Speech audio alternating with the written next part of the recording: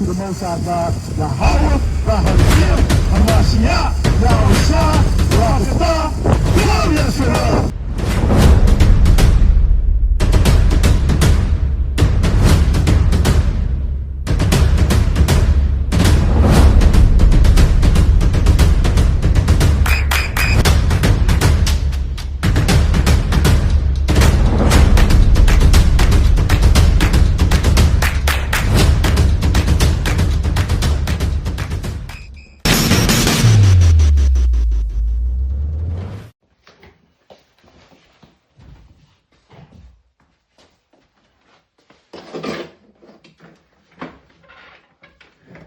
Shalom, shalom.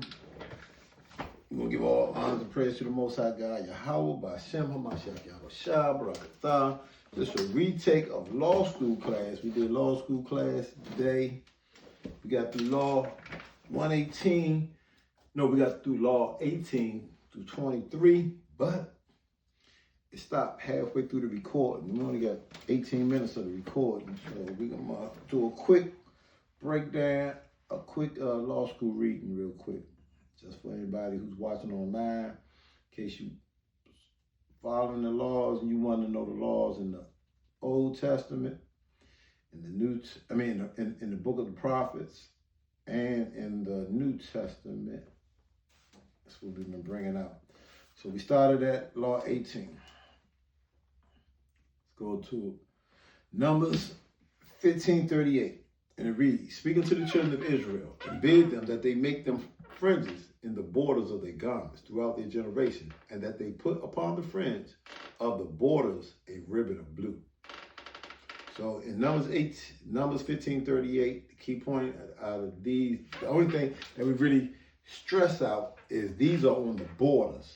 These are these that we wear. This Numbers 15:38. Precept Deuteronomy 22:12. Thou shalt make thee fringes upon the four corners of thy vestures, where thou coverest thyself. So that's our four corners. These in Hebrew are called gadars. We try to make that clear for all Israel so they can have complete understanding.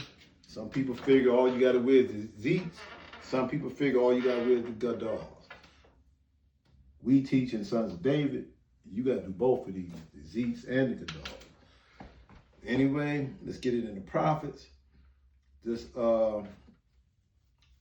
2 Samuel chapter 10 verse 4, where Haran took David's servant and shaved off half of their beards and cut off their garments in the middle, even to their buttocks, and sent them away. So the reason why he did this is because you cut off half his beard, now he marred the corners of his beard. So now he's unclean. And cut off it says, and he cut off their garments in the middle, meaning they cut this off in the middle, getting rid of the fringes, down to the buttocks, meaning they got rid of the gadars. And these things are placed upon us so we can remember to keep the law and do them. Let's get Micah 2:8. Even of late, my people is risen up as an enemy. Even as late, meaning even to this day, people risen up as enemies. People don't wear fringes. Ye pull off the robe with the garment from them that pass by securely, as men averse from war. Zephaniah 1:8. And it shall come to pass in the days of the Lord's sacrifice that I will punish the prince and the king's children, and all of such as are clothed with strange apparel, meaning you don't have your fringes on, women in dresses. But we pretty much hitting on the fringes. Let's get it in the New Testament. It's the book of Matthew, chapter 23 and verse 5. And it reads, but all their works they do for to be seen of men. Talking about hypocrites. They make broader their phylacteries. Phylacteries are fringes. Some people, you ever see people with a foot-long phylacteries, foot-long fringes, 6-inch, they make long fringes and enlarge the borders of their garments. Mark 6:56, and whatsoever he entered into villages or cities or countries, they laid their sick in the streets and besought him that they may touch, if it were the borders of his garments, and if they may, and as many as touched him were made whole. And the key point about that is when you go back to Numbers 15 and 39, it says this. And it shall be upon you for a friend, that ye may look upon it, and remember all the commandments of Yahweh, and do them, and that ye seek not after your own heart and your own eye, in which ye used to go a whoring. So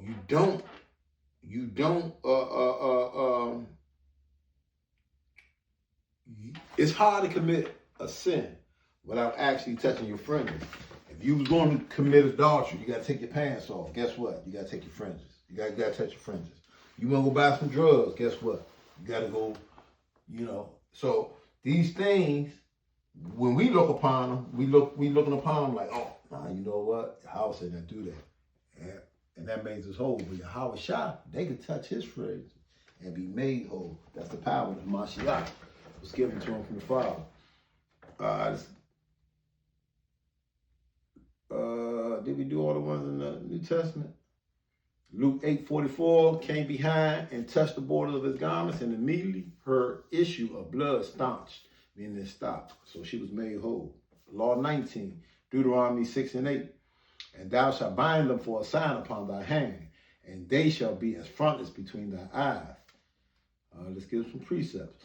Let's go into this. So thou shalt bind them for a sign upon thy hand. What does binding the laws upon thy hand mean? Do it mean what the Jewish man teach, that you wrap the law with some leather? No, it don't mean that. So it means bind them upon thy hand for a sign, meaning the way you live, it shows if you a man of the Lord or not.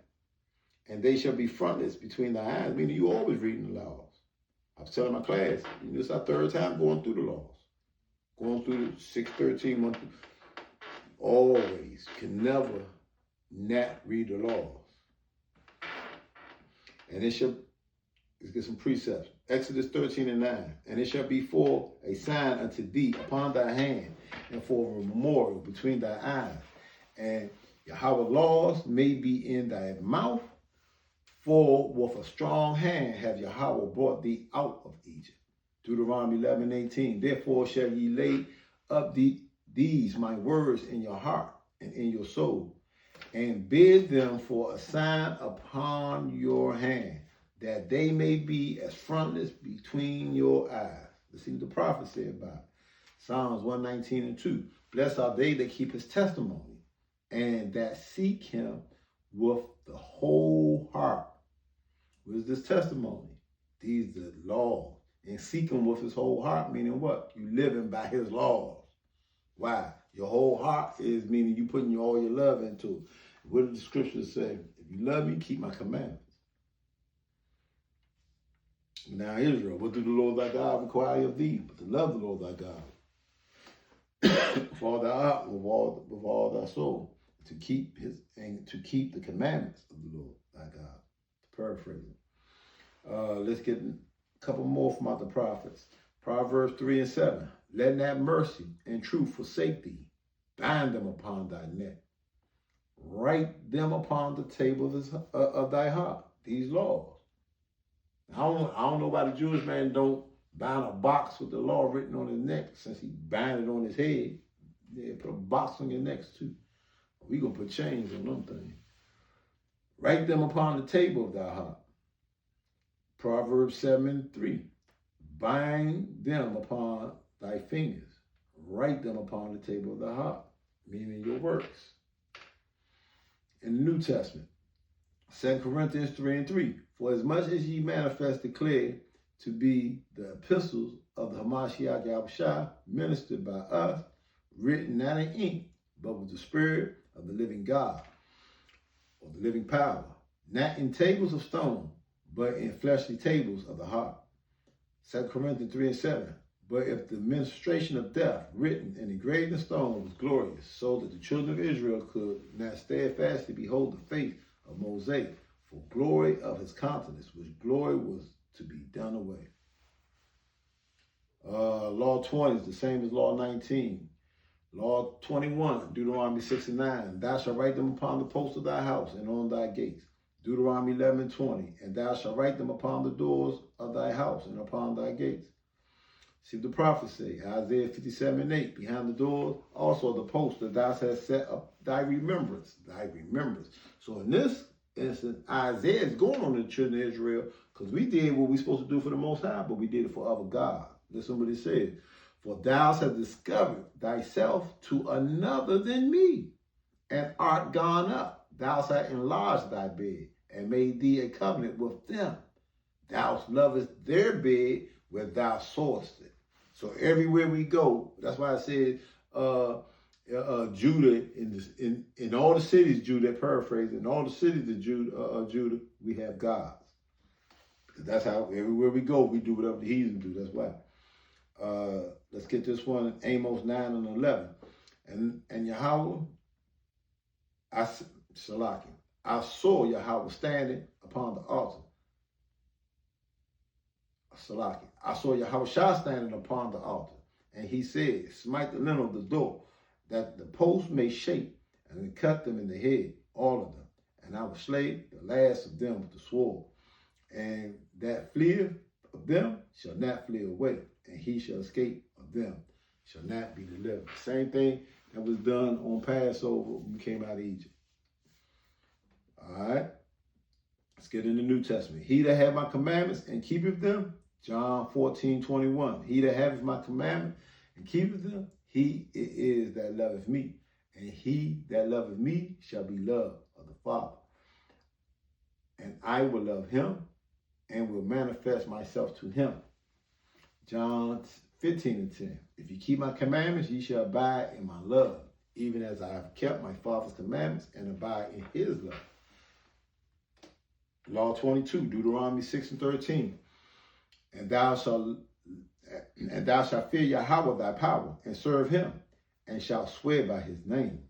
Precepts, Exodus 23 and 25. And ye shall serve Yahweh your power, and he shall bless thy bread and thy water, and I will take sickness away from the midst of thee.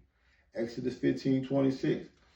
And said, if thou wouldest me hearken unto the voice of Yahweh thy power, and will do that which is right in his sight, and will give ear to his commandments, and keep all his statutes, I will put none of these diseases upon thee, which I have brought upon the Egyptians. For I am Yahweh that healeth thee. You see what the prophets say about this. Isaiah 45:23. I have sworn by myself, the word is gone out of my mouth in righteousness, and shall not return, that unto me every knee shall bow, every tongue shall swear.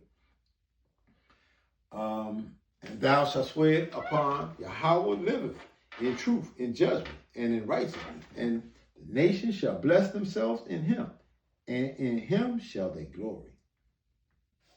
Let's get in the New Testament. Then said Yahweh unto him, get hence, Satan, for it is written, thou shalt worship Yahweh thy power, and him only shalt thou serve. He ain't serving no other gods over here. That's what he tell him. Luke 4 and 8. And Yahweh answered and said unto him, get thee behind me, Satan, for it is written, thou shalt worship Yahweh thy power, and him only shalt thou serve. All right, so let's also touch on to the swearing. Matthew 5:37 says, but let your communications be yea, yea, nay, nay, for whatsoever is more than this cometh of evil. Because our bodies, we're too weak to actually keep what we swear. So that's why we shouldn't swear anymore. Like Yahweh is trying to. So that goes back to, what's that? Genesis 6 and 5. Where in Genesis 6 and 5, it's saying that our hearts continues evil. Romans 8:20 through 24, where he's saying that the creatures being made under vanity, not willingly, but under subjection unto him, but willing of him, of the Most High, that we should be under faith, basically paraphrasing.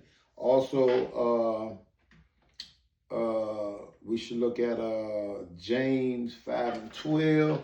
It's telling you the same thing about your communication. Those just extra precepts. Let's go back to the law. I'm trying to run through these. We just did a class. We just didn't. It didn't take probably stop now. Who knows? Law 23 is Deuteronomy 6 and 7. And thou shalt teach them diligently unto thy children, and shalt talk of them when thou sittest in thy own house, when we was in rulership in Israel, when thou walkest by thy way, when we was still in Israel, but we was just wicked as hell. And when thou liest down, when we all our captivities, and when thou rises up, now we rising up. We need to be teaching these laws. Precept, Deuteronomy 4 and 9, only take heed to thyself, and keep thy soul diligently, lest thou forget the things which thy eyes have seen, and lest they depart from thy heart all the days of thy life. But teach them thy sons, and thy sons' sons. Deuteronomy 11 and 19. And ye shall teach them your children, speaking of them when thou sittest in thy house, and when thou walkest by thy way, and when thou liest down, and when thou risest up. Now we know when you lie down, you rise up. Can't you like who's teaching when they sleeping? So that's how we know this talking about something else. It's during different eras of time. Prophets. What did the prophet say about this? Psalm 78 and 5. For he established a testimony in Jacob and appointed a law in Israel, which he commanded our fathers that they should make them known to their children. Proverbs 22 and 6. Train up a child in the way he should go, and when he is old, he would not depart from it. That's why you got to teach your young ones now. We got many brothers in Israel, you got young ones. Actually teach them the law. Do them justice. That's not hard to do. Ephesians 6 and 4. And ye fathers, provoke not your children to wrath, but bring them up in the nurture and admonishing of Yahweh. It's crazy. My brother did the same study in class. I did the same thing. Colossians 3 and 21. Fathers, provoke not your children to anger, lest they be discouraged. That's the law class for the day. That's from Law 18 to Law 23. And with that, we're going to give all honors and praise to the Most High God, Yahweh, Ba'ashem, HaMashiach, Yahushua, Rakatah, Kwame Sharella.